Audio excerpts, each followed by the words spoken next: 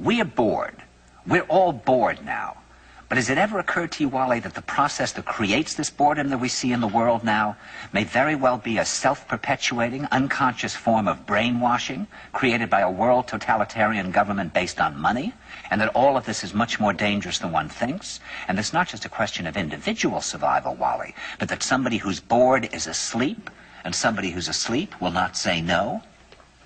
See, I keep meeting these people. I mean, just a few days ago, I met this man whom I greatly admire. He's a Swedish physicist, Gustav Bjornstrand, and he told me that he no longer watches television, he doesn't read newspapers, and he doesn't read magazines. He's completely cut them out of his life because he really does feel that we're living in some kind of Orwellian nightmare now, and that everything that you hear now contributes to turning you into a robot. And when I was at Findhorn, I met this extraordinary English tree expert who had devoted his life to saving trees. He just got back from Washington, lobbying to save the redwoods. He's 84 years old. He always travels with a backpack because he never knows where he's going to be tomorrow. And when I met him at Findhorn, he said to me, "Where are you from?" And I said, "New York." He said, "Ah, New York, yes, that's a very interesting place. Do you know a lot of New Yorkers who keep talking about the fact that they want to leave but never do?" And I said, "Oh, yes." And he said, "Why do you think they don't leave?" I gave him different banal theories. He said, "Oh, I don't think it's that way at all."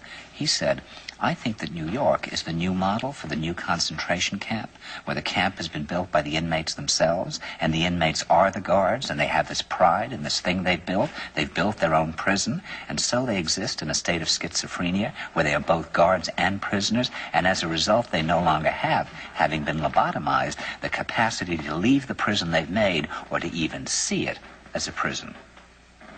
And then he went into his pocket and he took out a seed for a tree and he said, "This is a pine tree."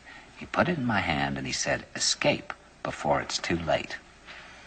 See, actually for 2 or 3 years now, Chiquita and I have had this very unpleasant feeling that we really should get out.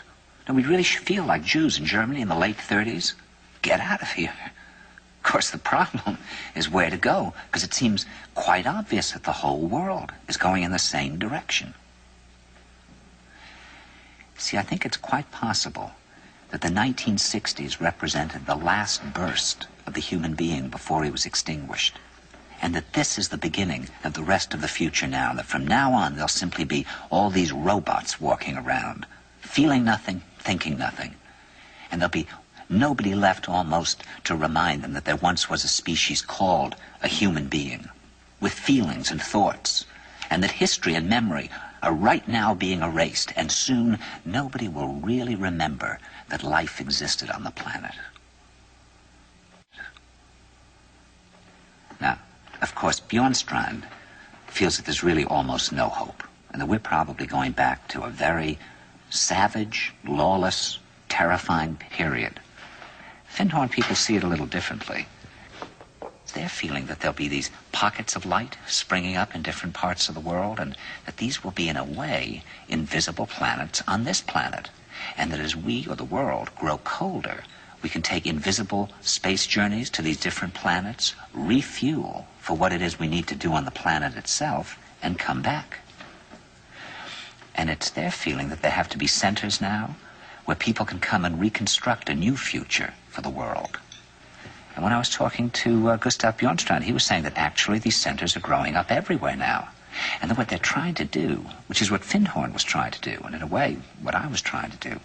I mean, these things can't be given names, but in a way, these are all attempts at creating a new kind of school or a new kind of monastery. And Bjornstrand talks about the concept of reserves, islands of safety, where history can be remembered and the human being can continue to function in order to maintain the species through a dark age. In other words, we're talking about an underground.